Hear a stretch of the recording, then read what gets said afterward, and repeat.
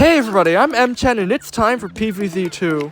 Here, I'm gonna pick Heatseeker because it's literally a free win on almost all of the story levels. Luckily, thanks to my epic strategy, you're not gonna need it. The focus of my strategy is all around the biggest threat in Big Wave Beach. This guy. He may look goofy and entirely unintimidating, but he's a huge threat to your plants because his octopuses have an annoyingly high amount of health. That's why I have Lightning Reed, because his piercing attacks let you take out the octopus zombie from the back lines easily. You also need some kind of explosive plant just in case an entire lane gets covered, and you need Phat Beet. This is one of the only plants that can destroy octopuses with ease. He attacks in all directions, so no matter which lane has an octopus, he can hit them. In addition to all that, you still need to deal with the Gargantuar, which is why I'm going to bring in the Winter Melon to slow him down and deal heavy damage. Finally, even though Snorkel Zombies and Fisherman Zombies happen to not be in this level, Infinite is absolutely crucial for stopping them.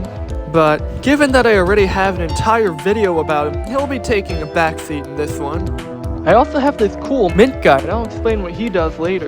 Anyway, now that I've selected my plants, let's get into the gameplay. Oh yeah, and you probably also need lily pads. I'm just gonna replace the jalapeno. So right away, I can get rid of that lily pad for a whole 10 sun. From here, I throw down primal sunflowers as fast as I can until the first zombie begins getting dangerously close. Then, since my priority is the octopus zombie, I'm gonna put a Phat Beet. I double-clicked it. Anyway, back to planting more sunflowers.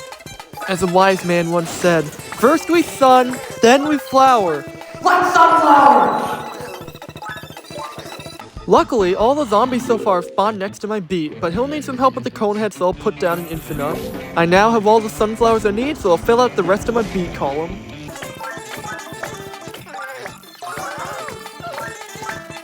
Buckethead is getting close, so it's time for reinforcement!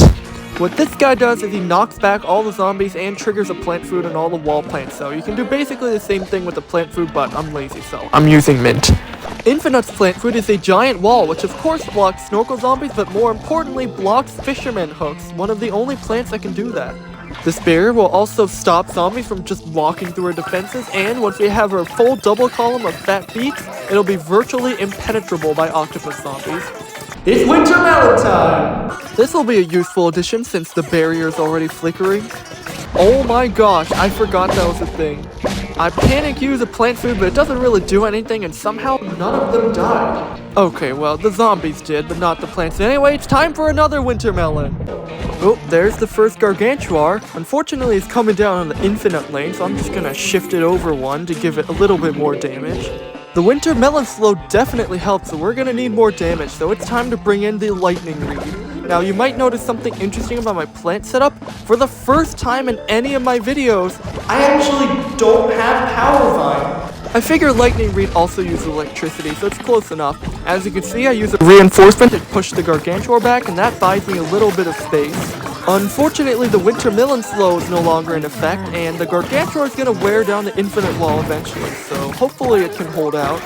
We really need to take out these Gargantuars before the octopus zombies start progressing. Thankfully, Phat Beet takes care of the imps. The other one's throwing an imp, and it's gone. Wait, are there two imps? Huh, fascinating.